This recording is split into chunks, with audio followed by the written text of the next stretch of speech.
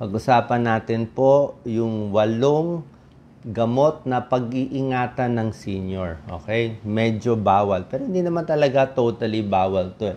Quote unquote. Ibig sabihin, nagbigay na ng warning. Ito mga experts natin sa buong mundo, ang tawag nila dito Beers criteria. Ginawa nila to para mag-ingat ang mga senior sa ilang mga gamot na pwede magkaroon ng more side effect at pwede magkaroon madisgrasya mga senior natin. Okay? So, dahan-dahan sa paggamit nitong 8 classes ng gamot. Ito maganda itong konting slides. Ang problema kasi, karamihan ng senior natin, sila ang nakainom ng gamot Tsaka minsan, maraming gamot ang napapainom sa senior. O, si Dr. Juan, binigyan ng ilang gamot yung senior. Punta siya sa second doctor niya, iba na naman bibigay. Sa third doctor niya, iba. So, parami ng parami yung adults na nabibigyan ng gamot. Di ba?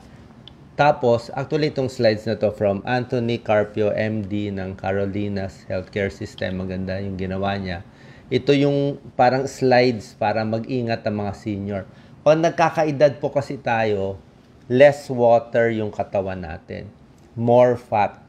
At dahil dito, ang endpoint nito, tumataas yung dosis ng mga gamot sa katawan natin. So yung akala natin 5 milligrams lang, baka 5 milligrams yung dosis niya para sa mas batang tao sa edad 40 years old. Pero pag 75 years old ka, parehong 5 milligrams binigay, pwedeng mataas ang dosis sa katawan. Mababa din yung muscle or protein natin sa katawan. Isa pang problema ng senior ay yung kidneys. Kahit normal ang creatinine, pwedeng may sira na konti.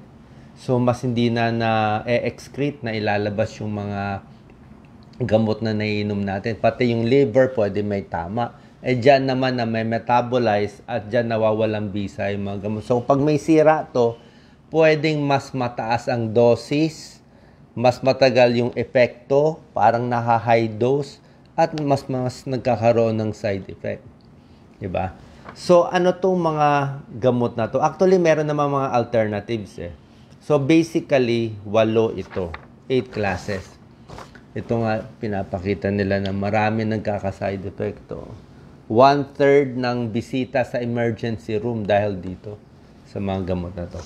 Number 1 na pag-iingatan nyo pain reliever. Mga NSAIDs, non-steroidal anti-inflammatory drugs tulad ng ibuprofen, mga over-the-counter to, naproxen, mefenamic acid, piroxicam, indomethacin, kahit yung aspirin pag binibigay for pain. Hindi natin sinasabi na wag inumin. Ang point is, pag matanda na, edad 70, edad 80, pag binigyan mo nitong pain reliever, mataas masyado ang chance na magkaroon ng side effect. Anong side effect ng NSAID pain reliever? Ulcer. Magdudugo ang tiyan. Blood pressure pwedeng tumaas sa NSAID pain reliever. Heart failure. May ilang pain reliever na cause ng heart failure. At lagi ko sinasabi, kidney failure, kidney disease. So, yung mga over-the-counter, pwede magkaroon ng epekto na magka-ulcer, magka-kidney problem. Sasabihin nyo, bakit pa binibenta yan? Hindi naman nga kasi po nangyayari sa lahat ng pasyente. Sa small percentage ng kabataan, siguro edad 20 to 30, may ilang percent, pwede magkaroon ng side effect dito sa pain reliever. Pag mas matanda, mas malaki ang tsansa. So, pag magbibigay tayo ng pain reliever sa may edad, babantayan nyo maigi. Kailangan busugan tiyan, kailangan maraming nainom na tubig. Nasa sa inyo. Kung di naman talaga kailangan, tulad ko, di ba, sinasabi ko, baka pwedeng hot pack na lang, babad na lang sa mainit na tubig, massage na lang, o merong pain reliever na pinapahid lang. Oo. Imbis na iniinom na na-absorb ng katawan, pinapahid lang sa balat, mas konti yung absorption. May ibang doktor ang pinapayo pag senior na merong arthritis o talagang kirot, bibigyan ng pain reliever tapos sasabayan ng mga pag-protect sa tiyan, yung mga misoprostol, cytotec, proton pump inhibitor, omeprazole. Ang problema lang dito, baka dumami masyado ang gamot eh. Ang dami na niyang gamot, may pain reliever, meron pa para sa tiyan. So para sa akin, lower dose better o iba na lang, di ba? So ingat lang, hindi ko naman sinasabi bawal. Kung iinuman ng pain reliever, siguro ilang araw lang, 2, 3 araw, wag na tagalan. Number 2 na mag-iingat tayo, mga blood thinner, pampalabnaw ng dugo, mga gamot sa puso, yan, di ba? Yan ang linya ko bilang internist at cardiologist. Ito mga blood thinner, binibigay talaga namin to sa mga na heart attack, may bara-bara sa mga ugat tulad ng aspirin, clopidogrel, Plavix, dabigatran, Pradaxa, mga dipyridamol, ticlopidine, prasugrel, warfarin, Coumadin. Meron din lahat to pampalabnaw eh, antiplatelet, anticoagulant. Hindi ko sinasabi na wag inumin, kailangan to. Kaya lang, mas malaki ang chance ng side effects sa may edad. Kaya babantayan natin maigi yung may edad, tingnan yung dumi. Nangingitim ba? Pag nangitim ang dumi, dugo yun. Tingnan yung ihi, nagiging kulay pink ba? Dugo din yun. Yung gums, tumudugo ba? Ang pinakadelikado, utak, dumudugo, hemorrhagic stroke. So pag nakaganitong gamot, mag-iingat tayo, babantayan maigi yung pasyente. Kasi oras na magkasakit, magka-kidney problem, mag-iba lang yung metabolism ng may edad, pwedeng tumaas yung dose. Minomonitor yan, like itong mga Coumadin, warfarin. Dapat binabantayan maigi. Okay? Yun lang ang point. Meron pang ibang mga gamot sa puso like lanoxin, digoxin, di na gano'ng binibigay pero mabilis din tumaas ang dose nito. Merong mga for heart arrhythmia, mga irregular heartbeat, medyo matatapang ang gamot namin cardiologist dito, mga amiodarone, cordarone. Binibigay. So lahat ng ganitong gamot, tinitimbang ng doktor ang benefit at risk. Diba? Ano benefit nitong pampalabnaw ng dugo? Diba? Mababawasan ba yung stroke na barado sa ugat, ischemic stroke? O baka tumaas yung chance magdugo sa tiyan. So, tinitimbang natin. Depende talaga. Mas matanda, mas maingat tayo sa gamot, mas maselan. Okay? Number 3. Ito, madalas iniinom ng natin, antihistamine. Diba? Pang-allergy, mga Benadryl, diphenhydramine. Diba? Sa bata, pinapainom yan. Chlorpheniramine. Ito yung mga lumang antihistamine. Kung bata pa kayo, pwede mag-diphenhydramine. This is very common. I think over-the-counter na bibili. Kaya lang, sa mga senior, hindi na to pinapayo. Hindi na to nire-reseta. Kasi pag sa senior, iba na yung tama. Iba na tama. Kahit Benadryl lang, pwede sila mahilo, ma-blurred vision, kung ano-ano sinasabi, mawala sa sarili, constipated, dry mouth, trouble urinating. Hindi naman lahat Pero dahil nga iba na yung constitution na payat na sila, baka yung dose dapat mas mababa. Go low, go slow tayo. Tsaka pag antihistamine, doon na tayo sa mas bago. Usually, yung mga lumang gamot sa allergy, lumang gamot sa diabetes, yan ang mga lumang gamot ang nagkakaproblema Pero yung mga bagong anti-allergy like levocetirizine, bilastine, bilaxten, medyo safer. Diba? Pero ingat pa rin. Number 4, problem na class of gamot na ingat ng elderly, sleeping pills. Marami nagsasabi ng mga doktor dito nga sa ginawa nilang expert recommendation, yung mga sleeping pills sa may edad, delikado na maraming klase. Mga esopiclone, zolpidem, minsan yung diphenhydramine, pampatulog din. Kadalasan, pag may edad, ako kasi dati nakaka-take din ako ng sleeping pills. Ang problema, para kang lasing. Para kang pinipilit makatulog. And during that 3 to 4 hours na nakainom ka, pwede hindi ka pa rin makatulog. Paano kung iihi ka, pupunta ka sa banyo?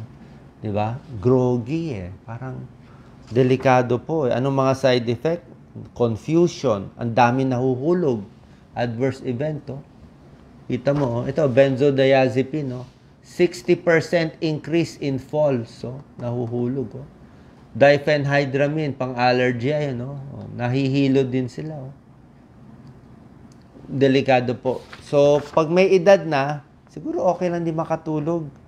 Kaysa naman na inom ka nito, baka madisgrasya pa tayo kasi ang matanda, alam niyo naman, unstable, mahina ang buto, may hilo, kulang sa balance, tapos bibigyan mo pa pampagrogi, hindi po maganda.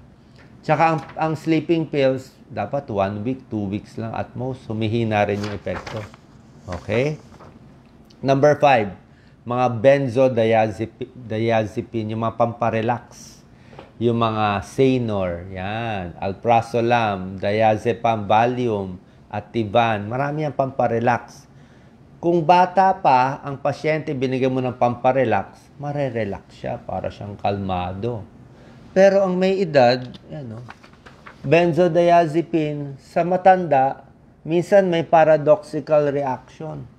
Imbis na ma-relax sila sa Valium, lalong na-irritate, lalong nagiging irritable. Yan, no? Parang nakainom ng alak na iba yung epekto. Ano ang risk?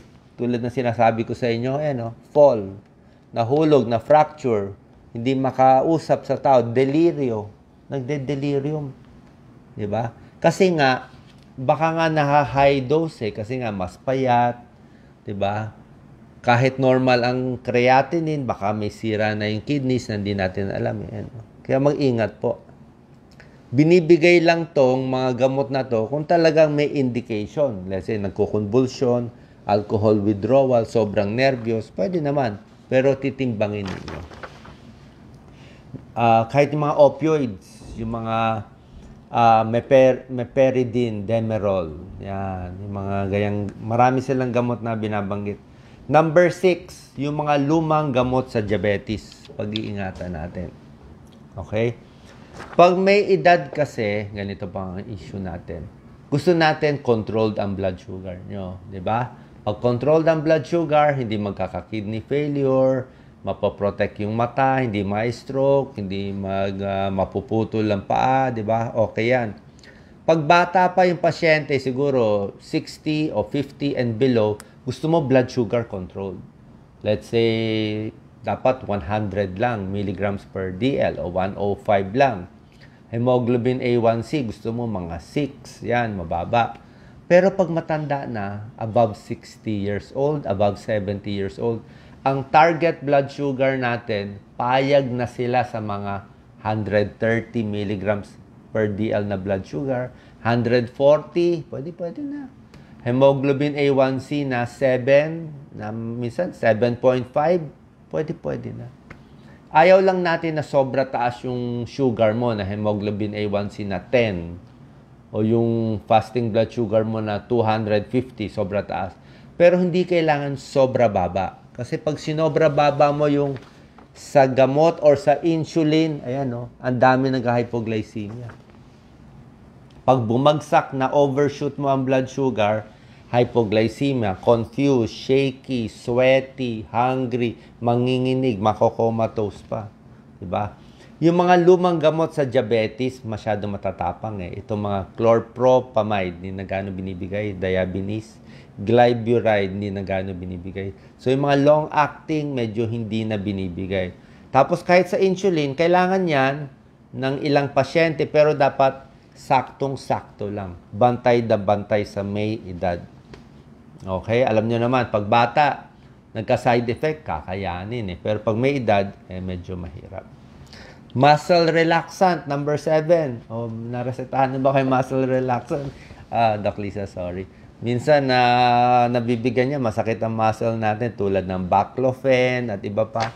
Masama rin tama ng muscle relaxant sa akin. Parang hilo eh, groggy. Maraming gamot nakaka-groggy eh. So baka mahulog ang senior, di ba? May constipation, dry mouth, hindi pa makaihi, dagdag na side effect. Tsaka kung wala namang benepisyo gaano yung gamot, konting arthritis parte na ng buhay yan. Number 8, ang huli dito, antipsychotic drugs. Drugs para sa utak, schizophrenia, bipolar, kahit yung mga lumang gamot sa depression. So, yung mga haloperidol, risperidone, mga ibang mga gamot, mas mag-iingat ang senior, baka magiging iba yung epekto. Okay? Hindi ko sinasabi totally bawal, pero itong mga gamot mas babantayan. Kaya itong payo natin. Start low and go slow pag senior, di ba? Paisa-isa lang yung gamot, one at a time. Low dose, dahan-dahan. Ito muna, 1 week, 2 weeks. Huwag bibiglain. Okay? Once a day, mas madali para hindi makalimutan. Tapos monitor natin. Gumaganda ba yung blood sugar, yung blood pressure? Tingnan mo for side effect, di ba? Dahan-dahan. Pero, ulitin ko baka hindi tayo nagkakaintindihan. Hindi ko sinabi na huwag i-control ang blood pressure o blood sugar. Kailangan mo i-control. Yan ang goal mo, di ba? Pero para mo maabot yung goal mo, dapat dahan-dahan lang. Okay? Pwede mo itaas yung dose, maabot mo yung goal mo na blood sugar. Pero tingnan mo rin yung side effect, di ba? Weigh mo yung benefits and risks, di ba? Gusto pa rin natin yung blood pressure makontrol. Sa BP kasi, pagdating sa blood pressure, pag medyo may edad na above 65, minsan pinapalampas na natin konti sa 140/90. Let's say ang blood pressure ng edad 70 ay 70 years old, let's say ay 150 ang systolic. Pwede na. Medyo matigas kasi yung ugat niya. Hindi na masyado pinupush, di ba? So, mga ganyan po pwede na. Pero hahabulin mo pa rin. Systolic blood pressure, yung mga gamot, gusto mo pa rin makaprevent ng stroke. Okay? So, sana po nakatulong tong video natin. Doc Lisa, any questions? Okay. Maraming salamat po. God bless po sa ating lahat.